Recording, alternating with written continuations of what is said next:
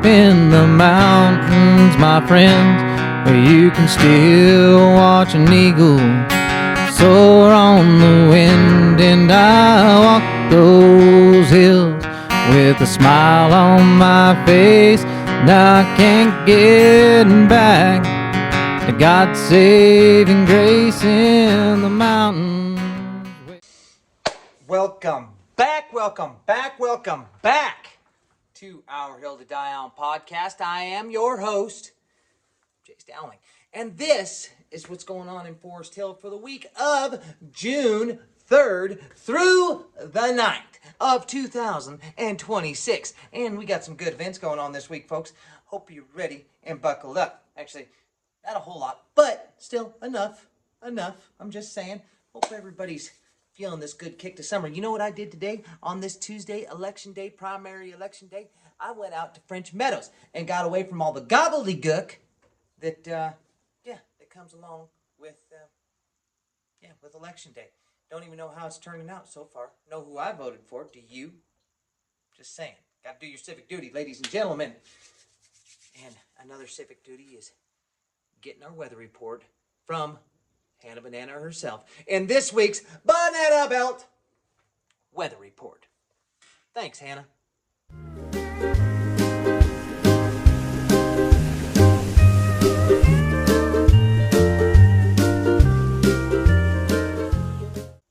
Well, ladies and gentlemen, Hannah sends us another good one here. You know she always does.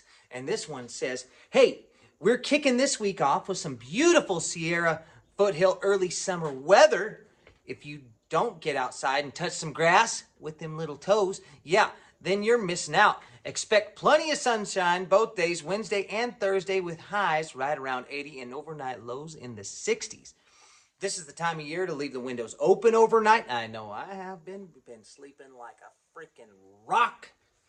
Yeah, go grab a cold one on a draft at Brewmasters to get your Thirsty Thursday on. It's definitely the weather for it. That's right. And then Friday is your warmest day, reaching 86. A little hot for my blood. If you've been waiting for the lake weather, Friday is going to deliver. Then a cooling trend arrives for the weekend. Saturday drops back into the upper 70s and Sunday into the mid 70s with lots of sunshine. Overall, this is a great weekend to get outside. The kids are out of school this week. That's right.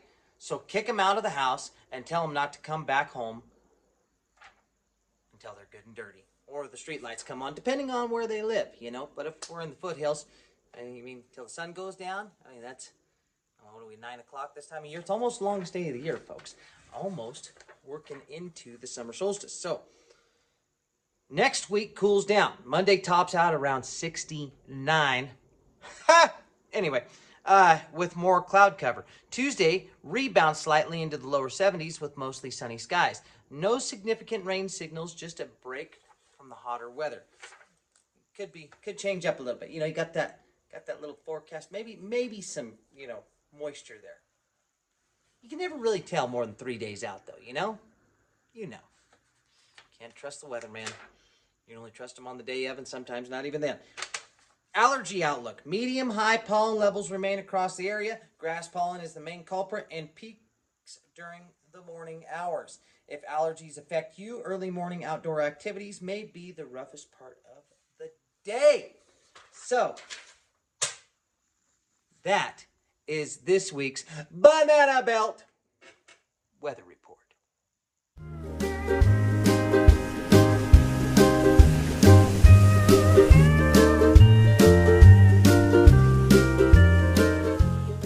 All right, folks, starting off Wednesday, June 3rd, the American Legion has their meeting with the auxiliary. Mountain Club has a bingo at 7 p.m. B6. Didn't know I was going to say that one, did you? And everybody's in. I think they're still doing German food on Wednesdays. So, they got Taco Tuesdays and German food on Wednesdays. You never know. Plus, I think they still have the LSM food distribution going on at 2:15 to 5 o'clock over at the Memorial Hall. So somebody please let me know if that's still going on. Comment down here in the little section. And also, folks, ladies and gentlemen, we still haven't gotten to 50 subscribers. Like I said, Here, right here. See this patch? This patch right here. See the number 2? Yeah, our Hill 2 dial. Still needs a home for a hat for our 50th subscriber. So, whoever the 50th subscriber, I think that's who the deal. I think, is our 50th subscriber going to get the hat? I don't know. But we need at least 50 subscribers so we can do another hat giveaway. Come on, folks. Like, subscribe, share, do what you got to do on YouTube and Facebook. Anyway, Thursday, according to Hannah over at Brewmasters, Forest Hill Fire Protection District has their board meeting. The Forest Hill Divide Chamber of Commerce has their general dinner meeting. Forest Hill Union School Site Council meeting. And then, let's see, Sons in Retirement, Widowed Persons Association, Pathways to Renewal, Alcohol Anonymous. And granted, folks, these might not all be in Forest Hill. Some of these were, I pulled these off the messenger. Thank you, Steve Smith, for allowing us to go on to foresthillmessenger.com and look up the local event calendar. I do appreciate you for that. So, library story time. Story time. A man was walking along and almost stepped on a big snake. Anyway, just saying. Library story time, 10:30 at the library every Thursday. Let's go, come on. And then Mountain Club has karaoke. Get them pipes warmed up. And you want to sing a little, Twin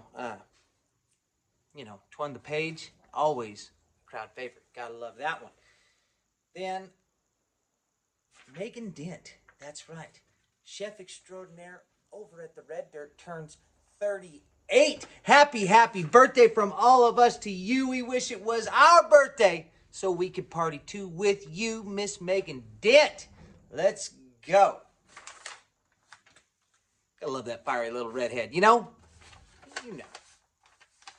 Anyway, Friday, Sons of the American Legion has a meeting. Everybody's in. Another German food night. I hope they're doing that. And then supposedly the pool, that's right, Peggy's pool, is going to be open on Friday the 5th. That's what they're shooting for. Not making any promises, folks, but they're shooting for it. They've said it. Hopefully it'll come through for them. So the pool will be opening. And ladies and gentlemen, if you don't have a pool pass for your kids, get the dang pool pass for your kids. Right? The kids are going to be out all summer long. They need a place to go swim. That's why that pool was originally built. Because some kids got hurt going all the way down to Circle Bridge down there. It's 10 miles down. Kids were having to ride their bikes 10 miles down. Of course, the down was the easy part. It was the coming back out that the kids were having a hard time with. So Peggy got together with a bunch of locals, kind of voluntold a bunch of the local people that worked at the mill and built this pool. And it's been there ever since. So, big thank you to Miss Peggy Wilson. But the pool is back open on Friday. Get your kids a pool pass if you don't already have a pool at your house. And if you have a pool at your house, comment down below. Invite us over. I'd like to go sit by a pool and drink a margarita. Just one of those things. Don't have to tell everybody. PM me. We'll go. Come on. Give me a little floaty. I got water wings. Not a great swimmer. I can work, Just what it is. Just saying. I was built a dense person. Come on. Anyway. That's what's going on Friday. Also, big event on Friday. If you've never heard old Bar J Bar, well, he's going to be live, or they, because he's typically a group, but sometimes he just does it by himself. Don't know if the band's coming or not. Anyways, going to be live at Brewmaster starting at 4 o'clock on Friday. So, get to Brewmaster like Hannah said, but not just for Thirsty Thursday. Let's go freak out Friday and let's go watch Barb J Bar. Heck of a live entertainer. Really like the guy. Good music, too. Plays a little Cowboy Sojourn. If you've never heard that song, go look that up on YouTube or Spotify or something else by Bar J Bar. Cowboy Sojourn. Pretty good tune. Anyway. Actually, before we get into Saturday, of course, ladies and gentlemen, we have to get into this week's Outdoor Report.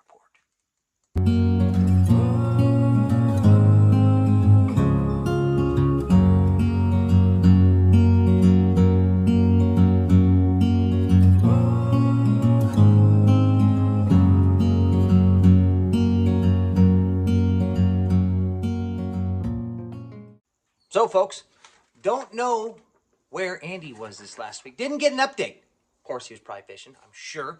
I decided because, it's summertime and I'm trying to lose a little bit of the winter coat. So I was out walking the other day. He drove by me, hollering all kinds of obscenities. It actually made me feel pretty good because I think somebody whistled. Might have been Brosen. I don't know. It was looking good. I'm looking good. Just my booty was either that or they're just creeps. Could be one or the other. Actually, now I'm thinking about it, it's probably the latter. Anyways, that's all I know what Andy's been doing. Had a truck full of guys out there causing mischief and havoc. Whistling at poor bystanders. Just out walking. Of course, I had the pumps on, so looked good. Just saying. Anyway, Hannah sends us another good outdoor report. And I don't know what we're going to do, folks. We got to raise some money or something so Hannah doesn't have to go back to work. Maybe she can just start her own one-room schoolhouse and be a school marm and still send us weekly reports like this because, by God, I don't know what Roseville School District would do without her because she does her homework. She does her homework. She's good. She's good at this stuff. So, she says, while the calendar still technically says spring, wildfire agencies across the foothills are already shifting into fire season mode. Yes, that's right, folks. After a relatively green spring, grasses around Forest Hill and the lower elevations of Placer County are beginning to dry out. She's not wrong about this. With a long, hot summer right out in front of us, the curing process will accelerate. What looks green today can become fire fuel surprisingly quickly once temperatures stay elevated and rainfall tapers off. Again, she's not wrong. Ask me how I know. Right? Anyway, this is the time of year for creating and maintaining defensible space around your home. And she is right about this. Your immediate home zone of 0 to 5 feet around your house is the most critical area. And she's very correct about this. Now, she might not go into so much detail, but so, ladies and gentlemen, like they did a bunch of studies, and it's not necessarily about the siding that's on your house, although people do a lot of siding is important. If you have that hardy backer siding or metal siding, that's much better than, let's say, like cedar shake siding. You don't really necessarily want that on your house. But solid wood siding, like log houses and things like that, aren't necessarily bad. They actually hold off fire pretty good. What does get a house really in trouble is having grass and debris all the way up to that siding to where it can get up and under even metal siding or stucco siding houses, right? They get up and under that stuff and that house burns because what are houses? They might be stucco or metal on the outside, but what's the wall made out of? If that wall heats up, it's still made of wood and flammable combustible material. So you got to keep the flames away from it. So that back when I was doing all this, doing a Firewise inspector and going through that stuff about 10 years ago, they make you sit down and watch all these videos and they show you different videos of, what a house will do if, this kind of siding, that kind of siding. And the main thing was actually having stuff stacked against your house. So, or within 5 feet of the house, but really a wall of, so if a fire's coming through the area and you just have a regular sided house, let's say you have shiplap siding, right? So they put fire like 2 foot away from the house, right? Big hot fire. And there was nothing up against the house. And nothing happened to the house. It actually was fine. The siding was fine. Got a little hot, but that's about it. They stuck a broom, one broom against the house, just the broom, the straw base, and a handle. And that house went up like that. Crazy thing. You watch these things. So just something as simple as leaving a broom or a rake handle, a couple of shovels leaned up against the house will start your house on fire if you're not careful. So best thing you could do is have hardscape or bare dirt around your house for at least 3 feet. For at least 3 feet, you want that. If you could do a 3-foot concrete pathway around your house, great. Wood is not the best. If you have a deck or something like that, try not to, if you have it now, keep it clean and keep it cut off so embers don't get up underneath it in case of a fire. But hardscape is the best if you can help it. So we'll get back into this. Where did we leave? Oh, okay. So 0 to 5 feet, yeah, is the most critical. Think no dry leaves or pine needles against the house. No stacked firewood on decks or next to walls. metal mesh over your vents to block embers, and clean roofs and gutters. All the valleys in your roofs and gutters, clean them. She's done her homework here again. This is a zone where most homes survive or fail during fast-moving wildfires. Your reduced fuel zone is so you need to have a reduced fuel zone is 5 to 30 feet around your home. So now this is the spot again from 5 feet, so 5 foot out from the house to 30. This is what you don't want, a lot of trees and debris. You want to keep those, all the pine needles and the leaves and everything raked up really well. You want a tree here and there. You don't want anything, you don't want a tree with a drip line within 10 feet of the home, within 10 feet of the roof if you can help it. This will really help you guys out. And now comp, they say, metal roof's better than comp, which it is. I mean, it is. But, I mean, a comp roof is still good as long as there's not a bunch of debris piled up in your gutters and the valleys and all that stuff. So make sure if you're older, and don't get up there and blow off your roof. Hire some young kid to do it. There's services that people come around, call Dependable Yard Service. James Vigorino, he'll come blow off your roof, I guarantee you. So make sure you get somebody to come out, clean out the gutters, do all that thing. And then you don't want a bunch of junk. That's another thing. Within 5 to 30 feet, you don't want a bunch of junk out there either. Broke down cars and, sheds with bunch of, just because it's not leaned up against the house doesn't mean it's going to not catch your shed on fire or catch, so everything. If you got a standing building, don't lean stuff against it. Don't be stacking your firewood there. Don't be doing all that stuff. Keep all that stuff nice, neat, and clean all the way out there. And keep your stuff nice, neat, and clean anyways, folks. I mean, come on. Just because we live in the hills doesn't mean we have to live like we're, in a junk pile. Just saying. All right. This is where you slow the fire spread. Recommended actions are spacing out shrubs and trees, removing dead or dying vegetation, keeping grass cut short, and breaking up continuous fuel ladders. And fuel ladder, folks, are like shrubs and brush that'll, carry the fuel up. They start on the ground, carries it up to the canopy, and then you get a canopy fire, right? Okay? This zone is especially important in places like Forest Hill where trees are dense and slopes can carry fire uphill quickly. Then you have your extended property zone, which is 30 to 100 feet around your house. This is the buffer that reduces intensity before fire reaches your structure. The focus here is on thinning overcrowded trees, removing heavy dead wood buildup, managing slope vegetation, working with your neighbors if property lines are tight. In rural foothill communities, this zone often overlaps between properties, which is why neighborhood coordination matters, folks. And neighborhood coordination does matter. That's why we have Firewise communities. And I think we got like 16 of them in Forest Hill, if not more. And they come to our Fire Safe Council meetings every month. And if you don't know if you're in one, you can call Placer County OES and they'll let you know if your house is within one or not. And if most of Todd Valley's got Firewise communities. Actually, most of Forest Hill's got a Firewise community. So chances are you're within one, and if you're not within one, you can always start one. Just saying, we need more Firewise communities. Probably make Forest Hill the fire safe capital of California. Let's go, baby.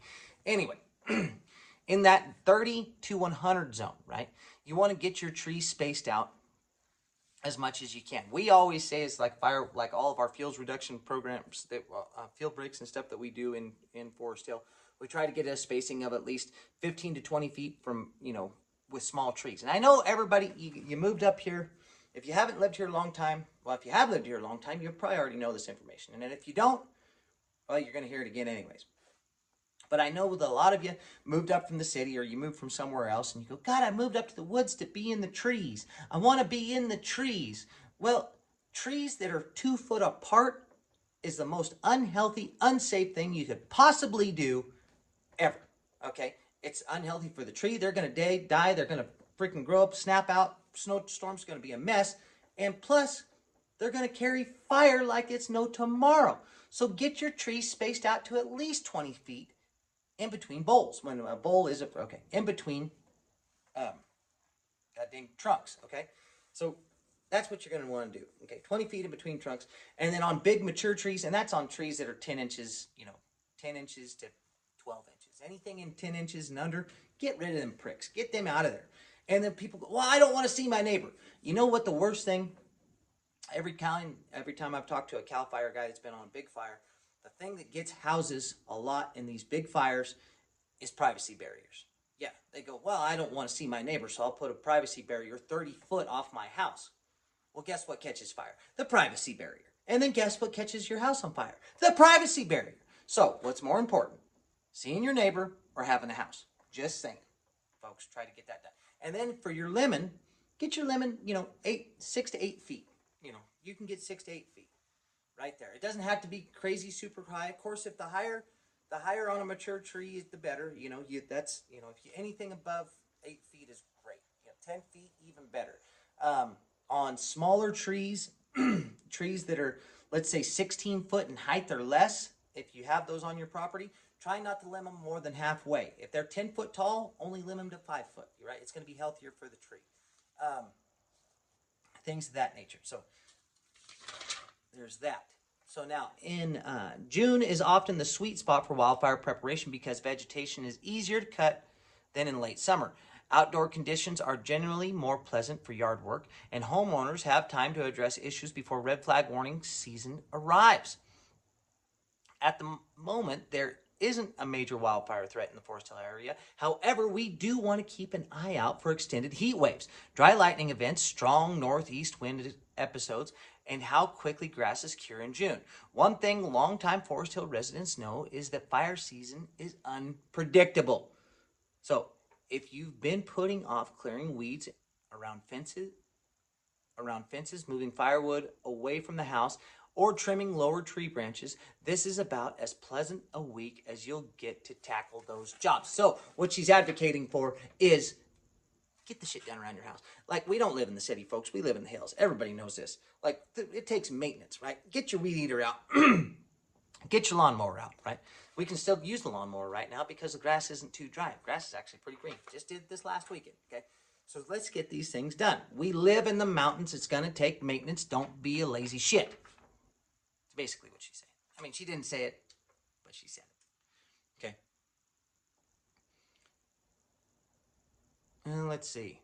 Oh, yeah. That's exactly why right now is the time to prepare before the heat, wind, and smoke arrive later this summer. And a big thank you to the Hannah Banana, as always, for putting out a great outdoor report. And that's this week's, well, I just said it, outdoor report.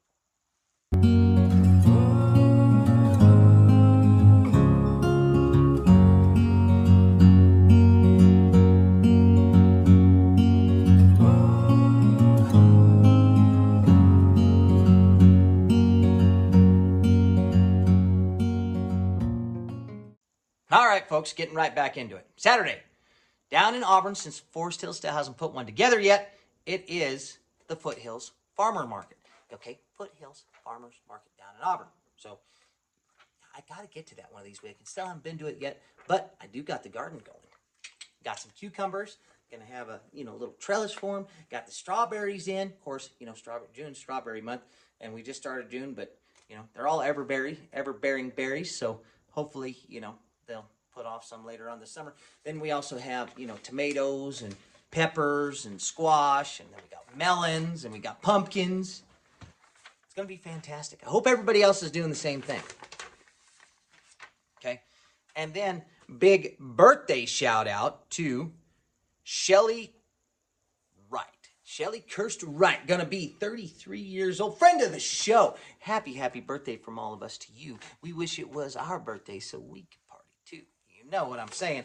And another big shout out to my Vegas road trip partner, the broke biatch herself, Miss Sammy Ware. That's right. Happy birthday from all of us to you. We wish it was our birthday so we could party too. You know what I'm talking about when I give you this shout out. That's right. Let's go. So, let's go. Sunday, June 7th. The dump is open, folks. 8 a.m. to 7 p.m. Or 5 p.m. 8 a.m. to 5. Why did I say 7 p.m.? That's a weird thing. Anyways, don't take that. 8 to 5. Wow. Close 11:30 to noon, of course. Friday to Monday, every week, no matter what. Rain or shine, folks, I'm telling you. You haven't seen it close yet. Anyway, you know, another thing that people want to talk about all the time, and I've seen this on Facebook too, is people want to talk about the darn how people drive. This is how you drive, folks, going up and down Forest Hill Road. You get to a passing lane. If somebody's on your ass, you move over. Actually, if somebody's not on your ass, you get in the right lane. The right lane. You don't stay in the left lane. Everybody get in the right lane. And then as you're passing, you move to the left. You go around, you pass, you move back to the right. Very simple. Very simple. Nobody should be congratulated or patted on the back. And if you see somebody that just camping in the right lane, just go around them, or go camping in the left lane, sorry. Just go around them in the right lane. It's not that hard of a deal. And then you can glare at them if you want to and just go, why are you going slow in the passing lane? Folks, the left lane is a passing lane. Just want to say that. I don't know if it needed to be said, but of course, the dump doesn't necessarily need to. I think people who live up here know that the dump's open from Friday to Monday, 8 to 5, close 11:30 to noon. I think people know that, but maybe they don't. Also, if you get to a passing lane and there's cars behind you and you were doing 50 and now you're doing 70, there's a special place for you. Just saying. Don't do that. Just move over. Go slow. It's all right. If you want to go slow, go slow. Just do it in the right way. Anyway, that's going to bring us, ladies and gentlemen, to this week's Thoughts for the Shitter.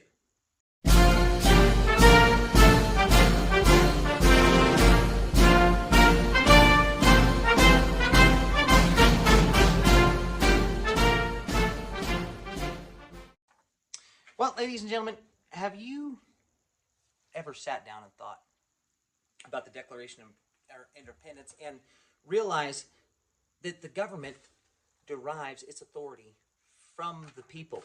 We, the people, give the authority to the government. We own the government. We control the government, or we're supposed to. But I don't necessarily know if it feels that way anymore. I don't necessarily know if all of our local government, our local governments do pretty good. You got the local school board, the fire board, and the PUD. And now, granted, they might be dysfunctional, all of them in their own separate little ways, but at least we still have local control over them. We can still have a say in how that government agency is ran. When you get to bigger government, like, let's say, Placer County, the state of California, or the federal government, our representatives there don't really represent us all that well anymore. Placer, I don't have an issue with Placer County, really. I'm just using them as an example, and maybe somebody will comment on here and go, oh, God dang, but no, it's just an example, folks, for God's sakes. It's just an example of how big government's gotten. When was the last time that anybody really checked the Placer County's budget and really checked and did a deep audit of what they're spending money on and what they ask for our tax dollars? So, because here's one thing that always screws me up, and you see it around a little bit more now lately than you have been, but we pay property tax. So we pay to own our property, and if we don't pay, would they take our property? Is that they put a lien on our property and then they take it from us? So is it really our property? No, we're just paying the government, really is what it feels like. We're paying the government rent. We're paying Placer County rent. And thank God for Prop 13, because then we only pay, and we go, thank God, but we still have to pay taxes, but we only pay on what we purchased that home for, right? They can't adjust our property and say, well, it's worth this now. And thank God for that, because people would be out. California, who knows? They'd probably say it was worth $450,000. One was only worth, a person bought it for $200,000 or something of that nature. So, and then we had to pay tax on the items we buy. We have to pay tax, and then where's all this money going? And that we don't know. Nobody knows. Nobody knows, and even our representatives don't even know, really. They approve it. They approve the budget, but they don't really know. So when, just like in our Declaration of Independence and our Constitution, it says, if our government is no longer representing, it's our job as the citizens, as the people that gave the authority to the government in the first place, as the owners of the government and the country, We, the people, it's our job to start anew. Maybe go a different direction. Maybe go, you know what, you guys aren't representing us anymore, and we need some better representation, or we need some better better ways of doing things. It's us, the people, that have an obligation to do that. You know, and I don't necessarily know if there's anybody that has the balls enough to do that anymore, or if we just as a society are a little too browbeaten to even try anything like that. And I'm not saying that we have to overthrow the government or anything like that, but I am saying that we definitely need to do something different, because right now we spend more money every year. If anybody has an idea, what's the budget of Placer County right now? And what's it all going to? Is it going to the things that we want to have represented for us? You know, for instance, the sheriff's department. Does the sheriff's department have are they doing exactly what the citizens want them to do? You know, are they stopping cars in town when they're off beat, or when they don't have a call to go to? Are they just, doing whatever, but are they doing the things that they want the citizens to do, or the citizens want them to do, and not the other way around? Because that's the other thing that we got to remember. We employ every citizen employs all these other branches of government. We give them the power to regulate us. Isn't that crazy? Hey, that's just something to ponder while you're dropping them off down yonder.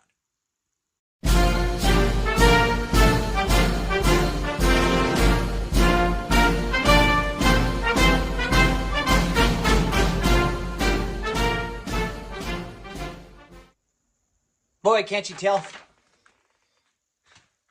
Government's been bugging me lately.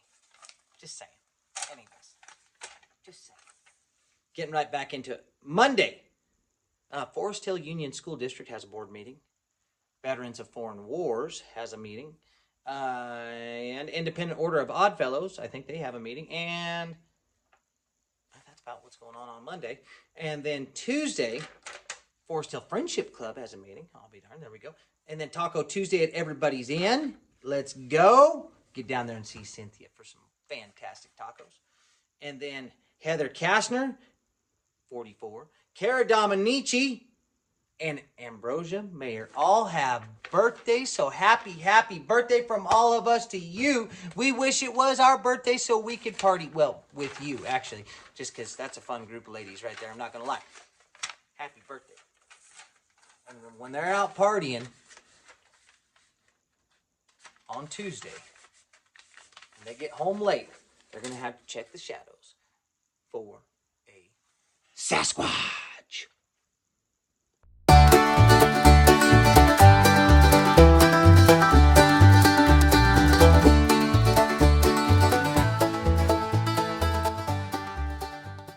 So, ladies and gentlemen, again, this week, we haven't had really any good nominations that people have told you. I'm not going to do it unless somebody nominates somebody and gives me some information. You can't just say, I want to say a Sasquatch. No, I want names. I want information. And I'll put together a pretty good segment for your Sasquatch. But this week, I decided, let's dig a little deeper into the history. So, main thing, when I first heard of Bigfoot, of course I was a kid, but the main thing they were talking about was up there around, what was that place up there in Northern California? Bluff Creek. Up there, Bluff Creek, there were some loggers that started seeing some big footprints, all around. So, and we got to remember, the Bigfoot name came from these big, giant, human-like footprints that they were seeing around their equipment. That's how they got Bigfoot. But there was other names that the Native Americans used to use before all this started happening. There was large, hairy wild man, Sasquatch, Skookum, stick Indians, all kinds of things, wild men, all that kind of stuff. But then the Bigfoot one stuck up around Bluff Creek. So, at the time, the newspapers were going crazy about it and doing all that type of stuff. Well, there was a good old rodeo cowboy named Roger Patterson. That's right. You know where I'm going with this. Out of the state of Washington, and he was an amateur filmmaker, and he was fascinated with Sasquatch. He even wrote a book and did all kinds of other stuff. Well, he decided, he talked to a buddy of his named Bob Gimlin, into going down to Bluff Creek on an excursion. They rented a camera, little camcorder. Of course, that's when these things started to become popular, right? And they were going to go out and see if they could find Sasquatch or Bigfoot, whatever you want to call it. Then, on October 20th, they were out, October 1967, by the way. They were out riding up Bluff Creek when they came around a turn, and they seen this big, hairy, two-legged animal walking down this creek bed. So they jumped off, grabbed the camcorder, started filming. And then, in the film you could see, I've watched it a million times. Who hasn't? It's been on every documentary about Bigfoot that's ever been made. You can see it starts walking. It's got that swingy arm thing going on. And you can see muscles bulging in its leg. It turns, kind of does the old, hold on, let's see if we got this. And takes off walking.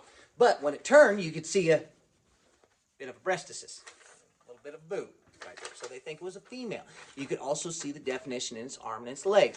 And the gait and the posture and the way everything lined up and its motor movements didn't line up with with a human or a person in a costume, so many people have said. But now other people have said, yes, it has, and all that stuff. And the film industry has gotten involved.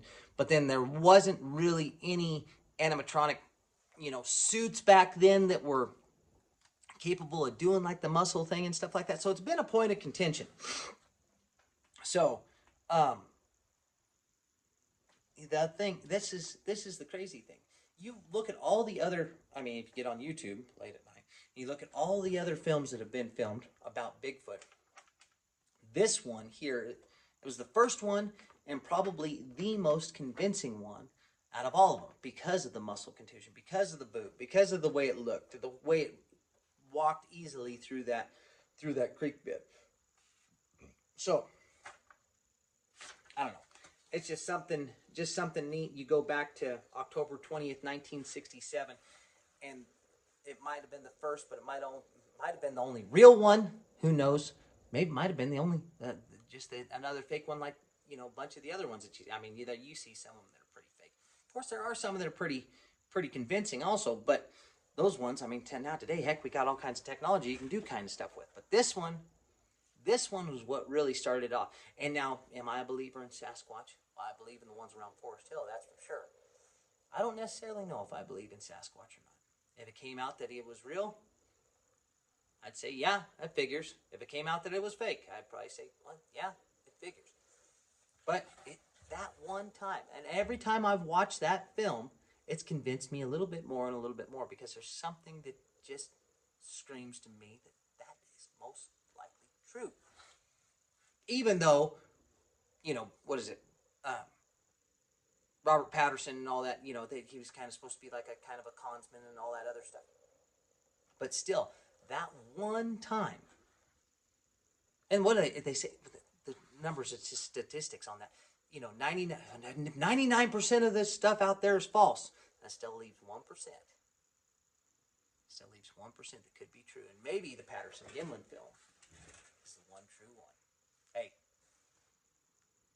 I don't know what the hell I'm talking about. Most people don't know either. But if you don't know, now you know.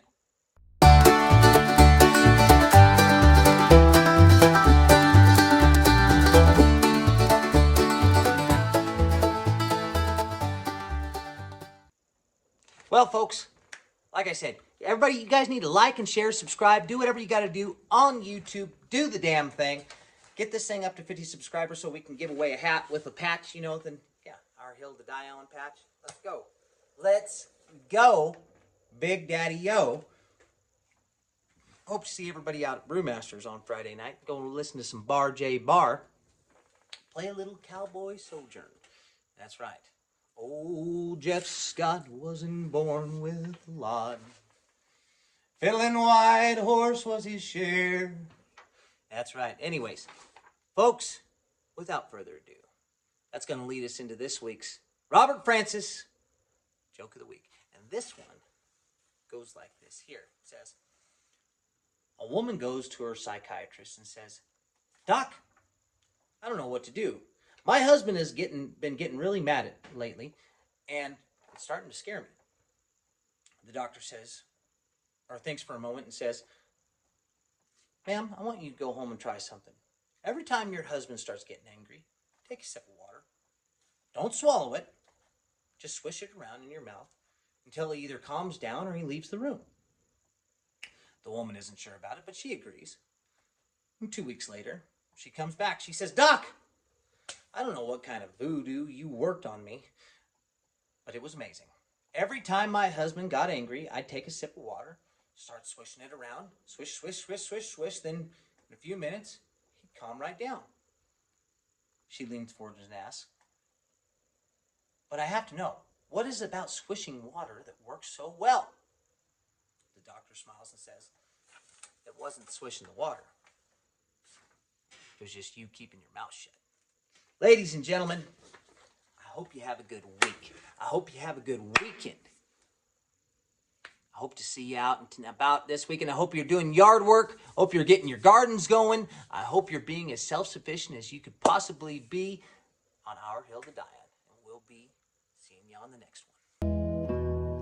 And the gentlemen sip whiskey in the bar tonight, and the ladies may give them a smile,